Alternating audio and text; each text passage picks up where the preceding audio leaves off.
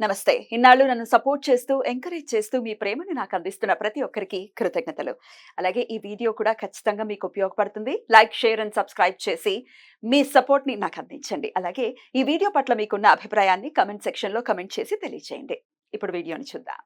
నమస్తే. Welcome to our channel. నేను పద్మిని. ప్రస్తుతంతో పాటు ప్రముఖ ఆధ్యాత్మికవేత్త, ఆస్ట్రోన్యూమరాలజిస్ట్, వేదిక్ వాస్తు స్పెషలిస్ట్, శ్రీ విద్య మరియు హనుమత్ ఉపాసకులు బ్రహ్మశ్రీ డాక్టర్ సిస్లా జయశంకర్ గారు మనతో పాటు ఉన్నారు. మాట్లాడదాం. సార్ నమస్తే సార్. సార్ నక్షత్రాల గురించి చెప్తూ ఉన్నారు. పుబ్బా నక్షత్రం, పూర్వ పల్గుని అని అంటూ ఉంటారు. మరి ఈ పూర్వ పల్గుని నక్షత్ర జాతకులు ఎలా ఉంటారు? ఎట్లాంటి విధి విధానాల్ని డెఫినెట్ గా జీవితంలో అలవర్చుకోవాలి ఫర్ ద బెటర్ లైఫ్? అలాగే ఏ దైవారాధన చేయాలి ఇత్యాది విషయాలు ఒక్కసారి మీరు. తప్పకుండా అమ్మా. ఈ పుబ్బా నక్షత్రం వాళ్ళు అసలు పుబ్బా నక్షత్రానికి అధిపతి శుక్రుడు. ఏంటి ఈ పుబ్బా నక్షత్రం ఆకారం ఆకాశంలో ఎలా ఉంటుందంటే 4 మంచం కోళ్ళు పేరిస్తే ఎలా ఉంటుందో అలా ఉంటుంది. అలా 4 మంచం కోళ్ళు ఎలా ఉంటాయో అలా ఉంటుంది. మంచాన్ని మనం ఎత్తి పెడితే ఉంటుంది కదా అట్లా. ఈ పుబ్బా నక్షత్రం వాళ్ళ లక్షణాలు ప్రియవచనుడు, ప్రియంగా స్వీట్ గా మాట్లాడతారు కానీ నీచుడు, వెంటనే బహువ్యయ పీడితుడు. బహువ్యయ పీడితుడు అంటే ఎక్కువగా ఖర్చులు, ఎక్కువగా ఇబ్బంది పడతారు. మల్టిపుల్ టాస్క్స్, మల్టిపుల్ రెస్పాన్సిబిలిటీస్, ఇవి ఫైనాన్షియల్ గా ఫేస్ చేస్తూ ఉండాలి. విధేయులకు సేవకులు ఉంటారు, వీళ్ళకి విధేయులైన సేవకులు ఉంటారు. రాజప్రియుడు, రణమందు ధీరువు, రణమందు భీరువు అంటే ఒంటరిగా ఉంటే డాంబికాలు పలుకుతాడు. నిజంగా ఒక గొడవ జరుగుతోంది అంటే అక్కడ పిరికొడైపోతాడు. Okay, show off. నిజంగా గొడవ జరిగి అది సై అంటే సై అని దిగినప్పుడు మటుకు భయపడతాడు. లాస్ట్ లో ఉంటాడు. భీరు. తక్కువ శ్రమతో ఎక్కువ ఫలితాన్ని ఆశిస్తారు. వేచి చూసే ధోరణి. సమస్య పరిష్కారం అయితే ప్రతీకారానికి చూడరు. ఒకవేళ వాళ్ళకి వచ్చిన ఇబ్బంది పరిష్కారం అయిపోతే, ఎవరి వల్ల అన్యాయం జరిగింది, ఏదో గొడవ జరిగింది, ఒకడ అప్పిచ్చాడు, ఆ గొడవ సద్దుమణిపోయింది, ఆ అప్పు తీరిపోయింది అన్నాక వాళ్ళ మీద ఇంకా గ్లడ్జ్ అనేది పెట్టుకోరు. ఏంటి పై మెరుగులకు ఇష్టపడతారు. విమర్శలను తట్టుకోలేరు. ఎదుటివారిపై నిందలు వేయడంలో సిద్ధహస్తులు. శుక్రుడు బలహీనుడైన అసూయాద్వేషాలు ఎక్కువగా ఉంటాయి వీళ్ళకి. జాతకంలో వీళ్ళకి కనుక శుక్రుడు బలహీనం అవుతే అసూయాద్వేషాలు ఎక్కువగా ఉంటాయి. 1వ పాదాన పుట్టిన వాళ్ళు, పుబ్బా నక్షత్రం 1వ పాదంలో పుట్టిన వాళ్ళు మతప్రీతి, ధైర్యము, వ్యాపార దక్షత కలవాడై ఉంటాడు. తమ పని గడవటమే ముఖ్యం, దానికోసం ఏదైనా చేస్తారు. ఆవేశం పాలు ఎక్కువ, వేచి చూచే ధోరణిలోనే తొందరపాటుతనం ప్రదర్శించడం వలన అభాస్ పాలవుతారు. వేచి చూసే ధోరణిలో తొందరపాటును ప్రదర్శిస్తారు.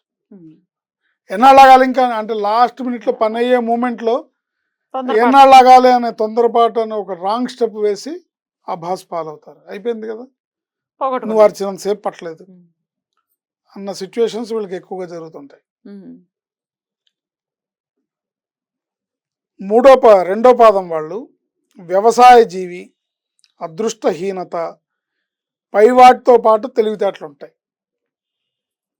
వ్యవసాయం మీద ఆసక్తి ఉంటుంది. వ్యవసాయం చేసి అంటే మొక్కలు నాటడం, ఏదో ఒక వ్యవసాయానికి సంబంధించిన ఏదో ఒక పనులు చేయడంలో ఇష్టంగా ఉంటారు వాళ్ళు. అదృష్టం హీనంగా ఉంటుంది, అదృష్టం తక్కువగా ఉంటుంది వీళ్ళకి. బట్ ఆ రెండింటితో పాటు తెలివితేటలు బాగుంటాయి. తమ అవసరార్థం ముందొక మాట వెనుకొక మాట మాట్లాడగల నేర్పులు. తమ అవసరం కోసం ముందొక మాట వెనుకొక మాట మాట్లాడగల నేర్పులు. దీంట్లో ప్రత్యేకించి స్త్రీలు. 3వ పాదంలో మంచి స్వభావము, కీర్తి, ఊహాలోక విహారం, పై ఆడంబరాలపై మక్కువ, అనవసరమైన వాటి యందు చొరవ, తనకు సంబంధం లేని దాని వాటిలో ఎక్కువ చొరవ చూపిస్తుంటారు. లేనిది ఉన్నట్లు ప్రదర్శన, ఉన్నది లేనట్లు లేనిది ఉన్నట్లు చూపించాలనే తాపత్రయం ఎక్కువ. ఇది 3వ పాదం వాళ్ళది. 4వ పాదం వాళ్ళకి మందమతి, దైవద్వేషి, మతద్వేషి, అరే! వాస్తవాలకు భిన్నంగా ఆలోచిస్తారు. వాళ్ళు ఆలోచించే ఆలోచనలో డెప్త్ ఉండదు. మూర్ఖత్వము, సాధింపు ధోరణి, తమని తాము ఎక్కువగా ఊహించుకొని బతిమాలించుకోవాలని చూస్తారు. హ్మ్. అంటే వాళ్ళని వాళ్ళు ఎక్కువగా ఊహించుకొని నాకు ఈ ప్రయారిటీ ఇవ్వలేదు. ఇప్పుడు ఒక ఫంక్షన్‌లోకి వెళ్ళాననుకోండి, నాకు గౌరవం లేదు, అందరికి పెట్టారు నాకు పెట్టలేదు, వాడికి బట్టలు పెట్టారు నాకు పెట్టలేదు. హ్మ్. ఏంటి హ్మ్. తా వా కొంచెం వాళ్ళు తప్పు చేస్తే బతిమాలించుకోవాలని కూడా చూస్తారు వీళ్ళు. ఇలాంటి ఓకే. ఆలోచనలు కలిగి ఉంటారు. 4 పాదం. 4వ పాదం వాళ్ళు. So, right. ఓవరాల్‌గా పుబ్బా నక్షత్రం వాళ్ళు హ్మ్. లక్షణాలు ఇలా ఉంటాయని మహర్షులు వారు చెప్తున్నారు. రైట్. మరి మార్చుకోవాల్సినటువంటి అంశాలేంటి సార్? మార్చుకోవాల్సిన అంశాలు అనే కన్నా వీళ్ళు జీవితంలో తీసుకోవాల్సిన జాగ్రత్తలు ఏంటి అనేది మనం అనుకోవచ్చు. వీళ్ళు జీవితంలో రాంగ్ స్టెప్ ఎక్కడ పడుతుంది అంటే, వివాహం విషయంలో వివాహం సమయం ఆసన్నమైనప్పుడు దాన్ని గనక వీళ్ళు పొరపాటున పోస్ట్‌పోన్ చేస్తే, లేదా లైఫ్‌ని సెటిల్ అయినాకే నేను పెళ్లి చేసుకోవాలనే ఒక ఆలోచనతో ఉంటే గనక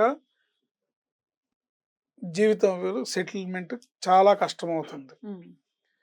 వివాహం విషయంలో తొందరపడి తొందరగా పెళ్లి చేసేసుకోవాలి వీళ్ళు. అంటే ఒక 20, 22, 23 ఆ టైంలో పెళ్లి చేసుకోకపోతే వీళ్ళకి 45 ఏళ్ళు ఒక్కోసారి మిస్ అవ్వడం కూడా అయ్ జరుగుతుంది. బాబోయ్! హ్మ్. అందుకని వివాహం విషయంలో జాగ్రత్తగా సెటిల్ అవ్వలేదు, ఇంకా చదువు పూర్తవ్వలేదు, ఇంకా జాబ్ రాలేదు, ఇలాంటివన్నీ ఈ పెట్టుకోకుండా, కాలిక్యులేషన్స్ ఒద్దు. ఈ క్యాలిక్యులేషన్స్ లేకుండా జాతకాన్ని చూసుకొని వాళ్ళ వివాహ గడియలు ఆసన్నమైనప్పుడు, వివాహ సంబంధాలు వచ్చినప్పుడు, అవకాశం దొరికినప్పుడు చేసేసుకోవాలి. రైట్. అవకాశాన్ని కాలదన్నితే మళ్ళీ వాళ్ళ జీవితంలోకి రావడం అనేది కష్టం. చాలా కష్టం. రైట్. దైవారాధన విషయం గురించి కూడా ఒకసారి చెప్పండి సార్. ఈ వివాహం విషయంలోనే వాళ్ళు ఎక్కడ రాంగ్ స్టెప్ పడినా, ఏమాత్రం రాంగ్ స్టెప్ పడినా వీళ్ళకి లైఫ్‌లో సెటిల్మెంట్ అనేది ఉండదు. సో, వివాహంతోనే సెటిల్‌మెంట్ కూడా. సెటిల్మెంట్ కూడా వివాహంతోనే ఉంటుంది. హ్మ్. సో, ఇకపోతే దైవారాధన అంటే వీళ్ళు జీవితాంతం లక్ష్మీ నరసింహస్వామిని ఆరాధించాలి. లక్ష్మీ నరసింహస్వామిని ఆరాధించడం వల్ల, మంగళవారం, శనివారం లక్ష్మీ నరసింహస్వామిని దర్శించడం వల్ల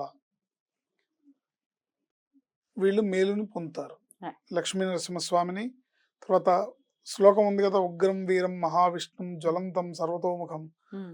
నృసింహం భీషణం భద్రం మృత్యుం నమామ్యహం. ఈ శ్లోకాన్ని చదువుకోవడం, లక్ష్మీ నరసింహస్వామిని పూజించడం, లక్ష్మీ నరసింహస్వామిని దర్శించడం, ఉపాసించడం వీళ్ళకి జీవితంలో అనేక బ్యూటిఫుల్‌గా ఎక్స్‌ప్లెయిన్ చేశారు సార్. కృతజ్ఞతలు. ఇక నెక్స్ట్ ఎపిసోడ్‌లో ఉత్తర ఫల్గుని నక్షత్రం గురించి ఆయుష్మతి భవ.